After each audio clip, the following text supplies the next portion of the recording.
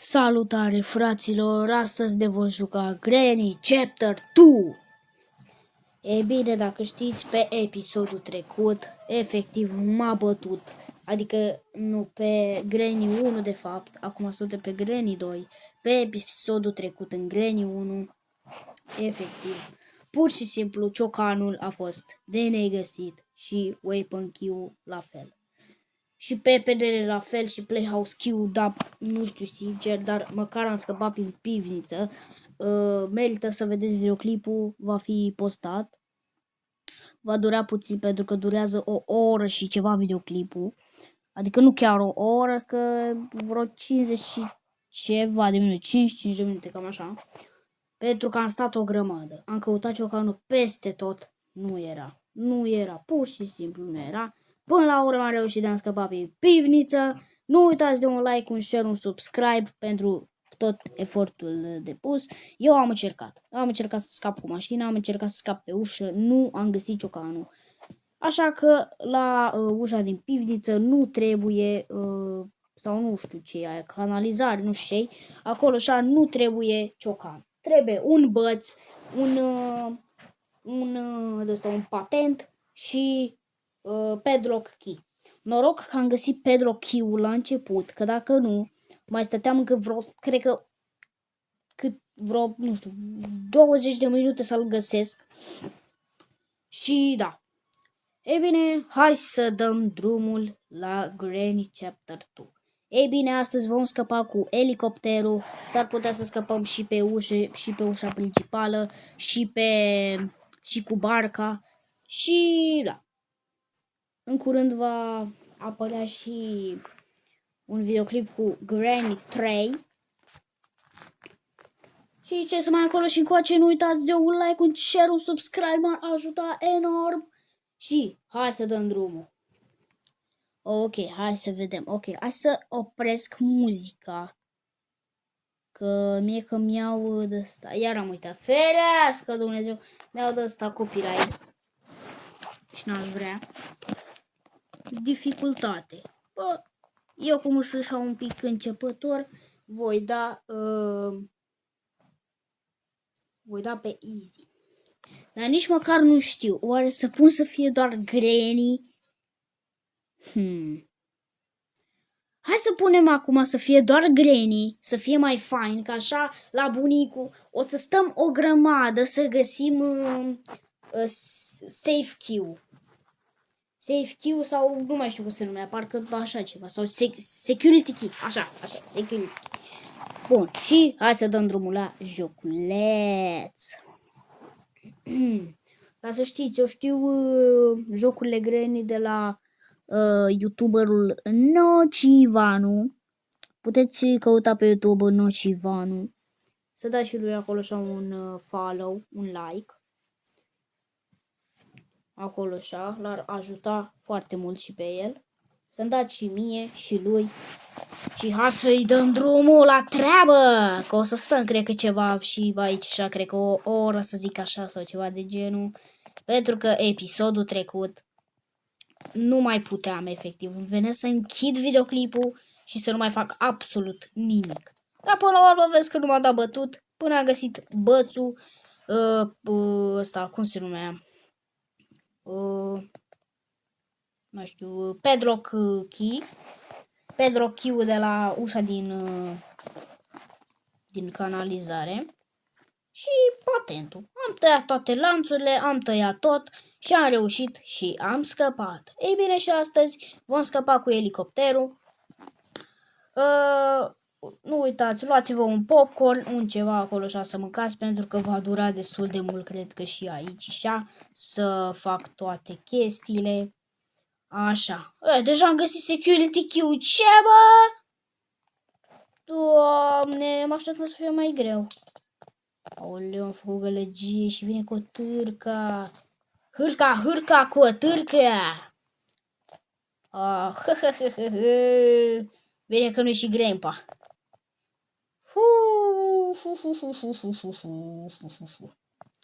Ok. Bă, dă-bă ăsta. Dăm security key-ul. Și aș vrea să mă duc sus. Zic este pilota. Helicopter kill. Nu te întoarce, nu te întoarce. Please.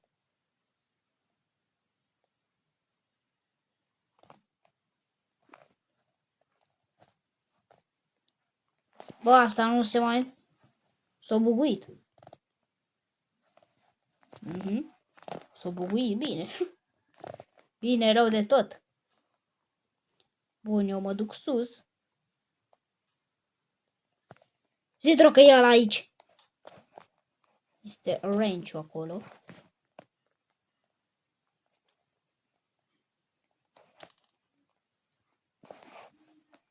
Ăla nu mai știu ce-i. Bine! Hai, hârcuța! Hai, hârculița mea! Hai de încoace! Hai, salut! Let's go! Pune-te la somnic 2 minute, că eu până atunci fac toată treaba. Bun, hai să vedem. Pus-o cam în mijlocul drumului și mă cam încurcă.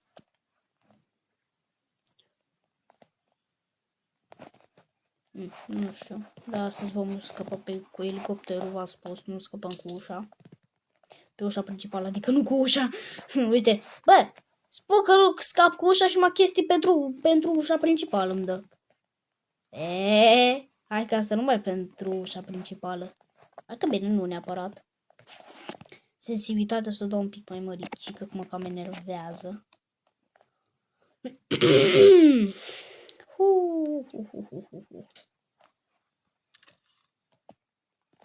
Nu mai știu la ce era bună ăla. Ok, hai să mă duc jos. Bă, avem 7 minute și deja am găsit aproape tot ce ne trebuie. Bine, nu chiar tot ce ne trebuie, că n-am găsit încă. Chiar tot. Zic să fie weapon key. Bucșa. Efectiv e bucșa acolo. Da.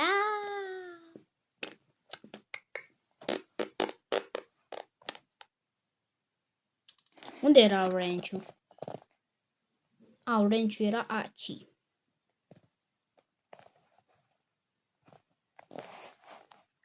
Să nu uităm că acolo e cărinița pentru nebunul ăla. Pentru nebunul ăla mic.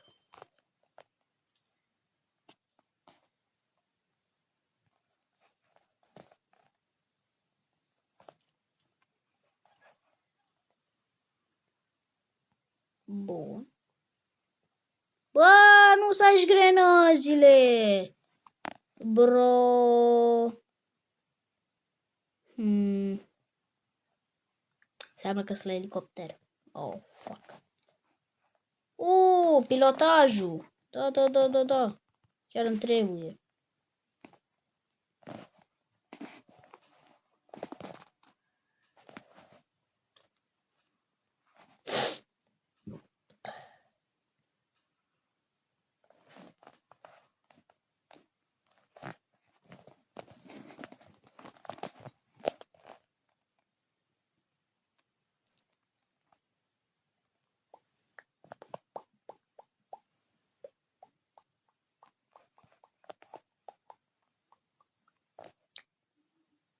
Ok, luăm asta.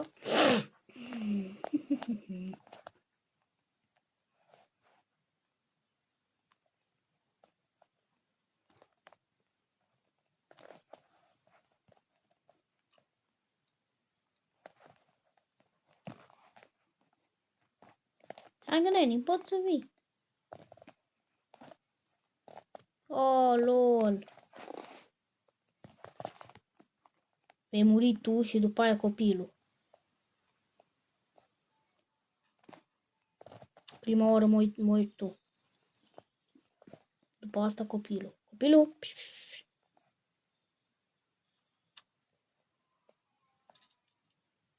Bă! Bro!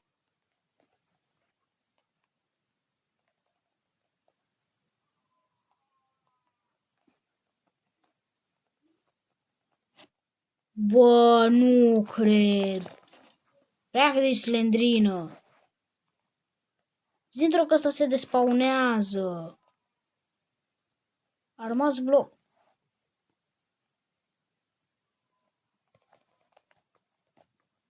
Poftim?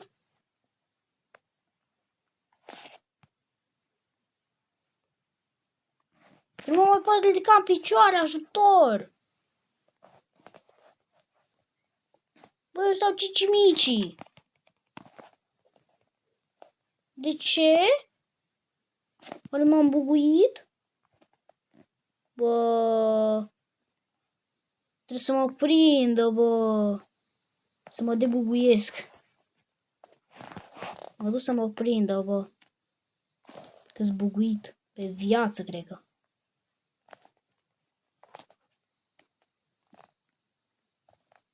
Granny, vino te rog încoace și debughează-mă. Dezbughează-mă. Ce cuvânt mai e și ăsta? Foală, bun. Ce, bă? Lol. Nu mă trebuie să mor. Dar nu știu ce s-a întâmplat. Oare când sunt aici, eu nu pot să stau jos? Dacă stau jos, stau pe veci?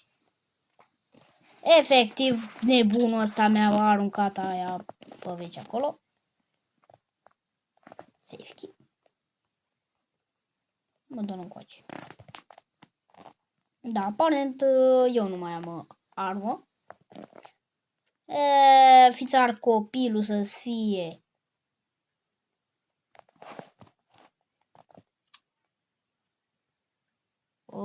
De fapt nu trebuie, da.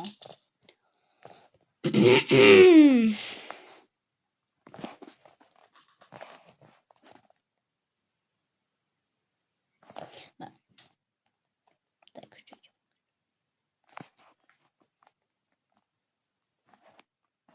Oh, lol, că trebuie să mă duc așa.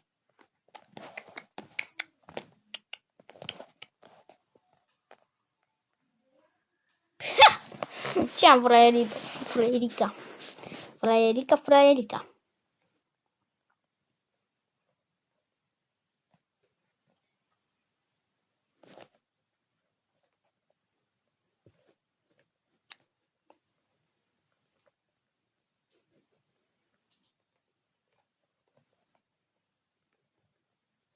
Sper să nu mai vină.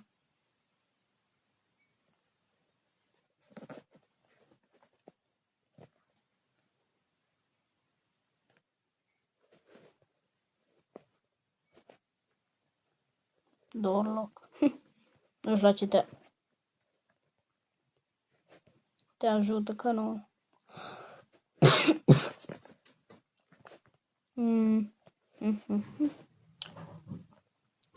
Așa.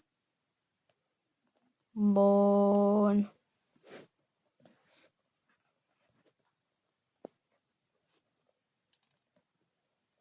Momentul ăsta domnița va veni.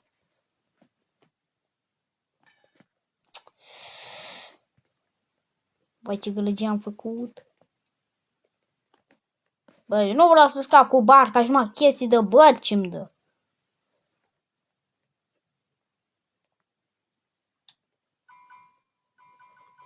Doar că merge.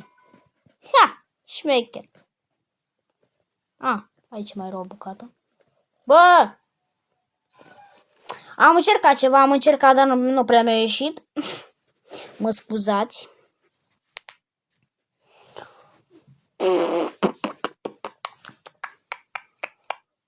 În 14 minute și deja am găsit aproape toate chestiile.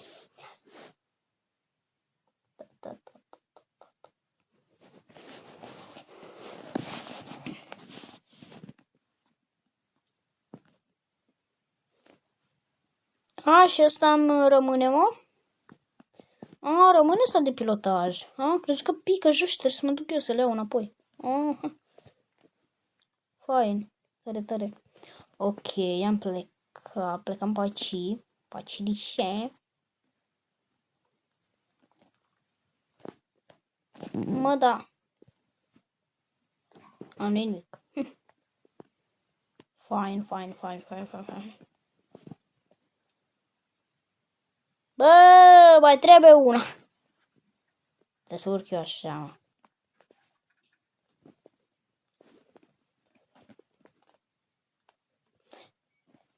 Mă, chestii inutile. Bine! Weapon key! Bine!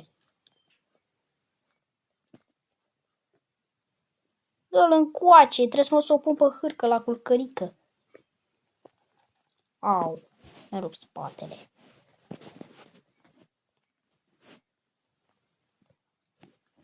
Acolo e range să nu uităm. Nu range, nebunia aia. Nu mai știu ce-i.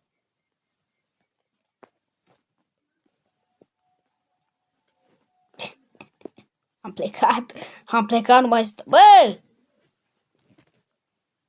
Și mă cu lagul ăsta. De unde am luat lag așa mare?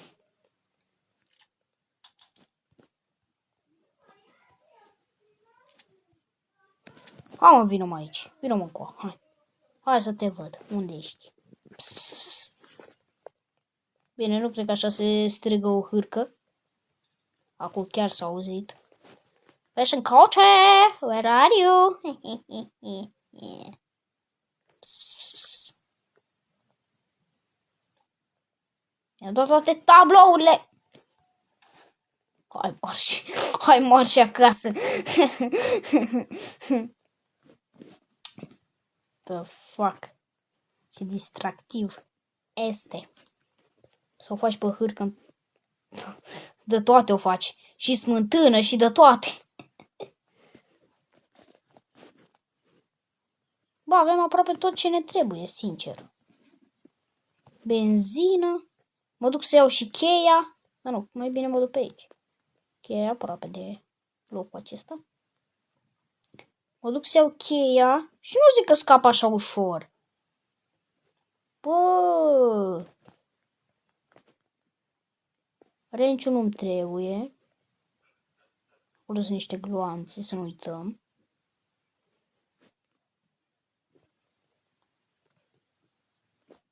În bucățica.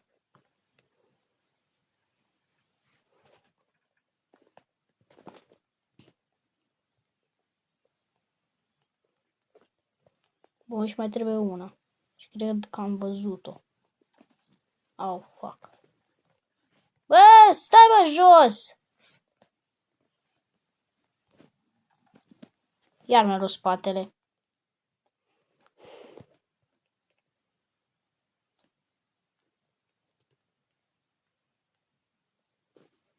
Bucata e aici.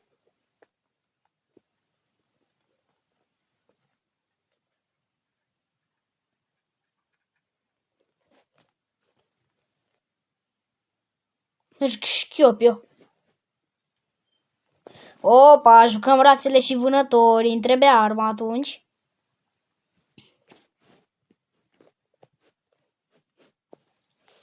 Da, nu cred că ai cum să te dai jos fără să îți rupi spatele. Ok, acolo avem gloanțe gratis. Mi-au pușca. Yes. Rațele și vânătorii.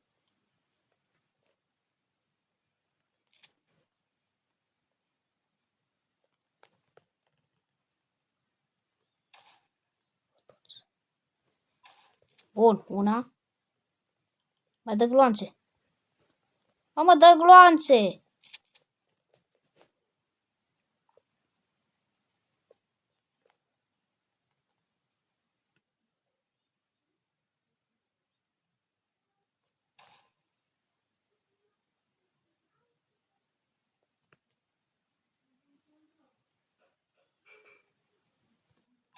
Bine!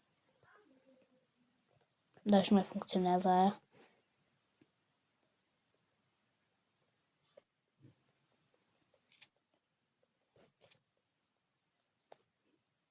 Bun.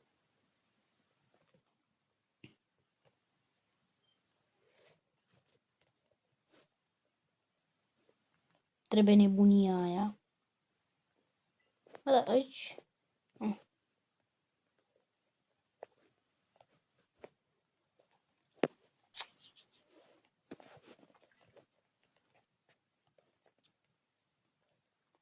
l-a luat?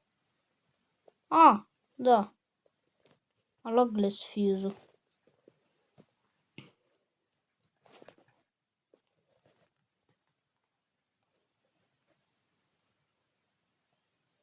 Bun.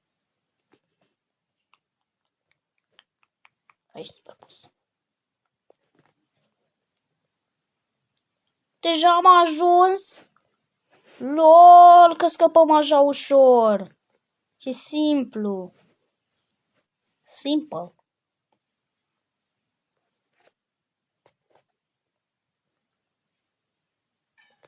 Ok, măcar așa nu mai rup spatele.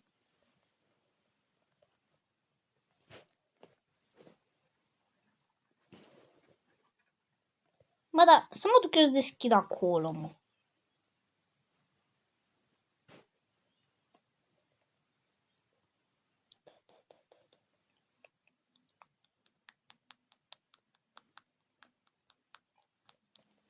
Nu mai am nevoie de grănazi.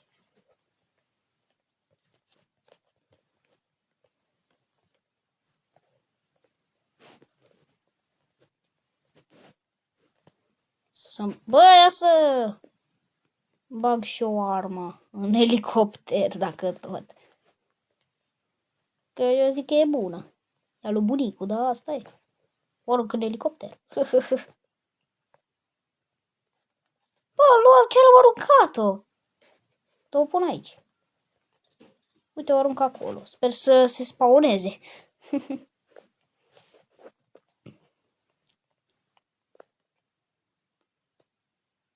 Iar am făcut o prostie micuță. De tot.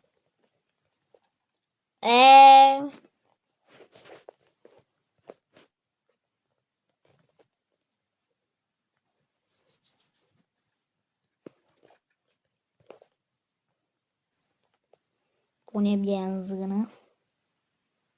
Benzină! Stai cum ajung. Hai, pe aici așa.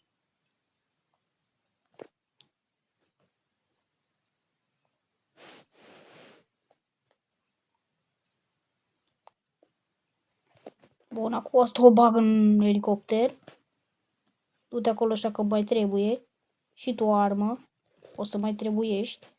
Te arunci pe tine acolo. Să vii cu mine, ok?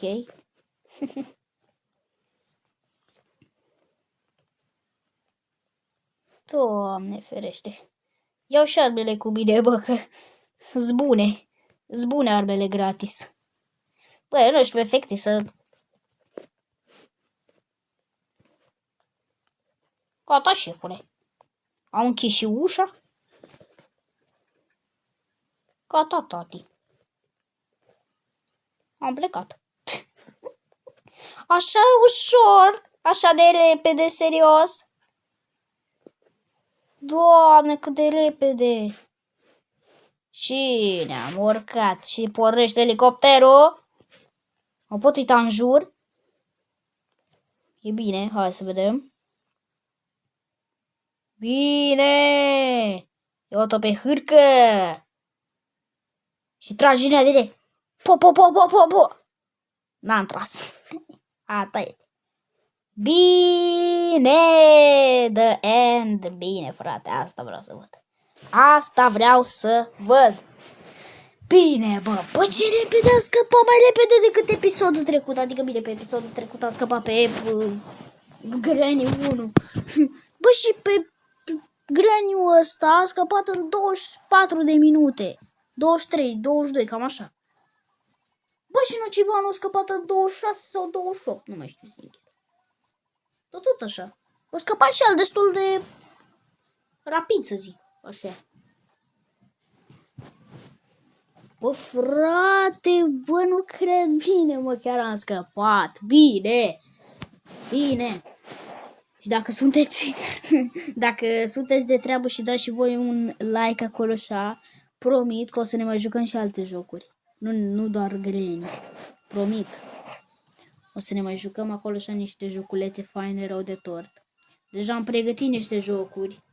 Am pregătit un joc. Este surpriză. Este surpriză, știți? este surpriză. Am pregătit niște joculețe faine de tot. Am pregătit joculețele. Sunt și faine și bune și orice. Vă dau un indiciu. Jocurile sunt făcute de Linked Squad. Jocurile acelea. Dacă voi știți, vă rog să scrieți în comentarii. Bun. Cam atât a fost și cu acest minunat episod.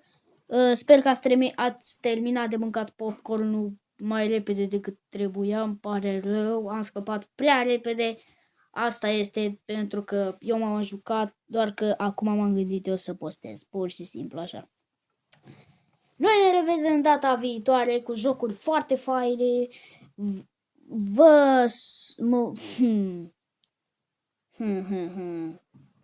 Stați un pic că mă bâze o muscă pe la nas. Stați un pic. Firei tot o muscă. Așa. Nu uitați de un like, un share, un subscribe. Acolo și m-ar ajuta enorm. O susținere acolo și m-ar ajuta foarte mult.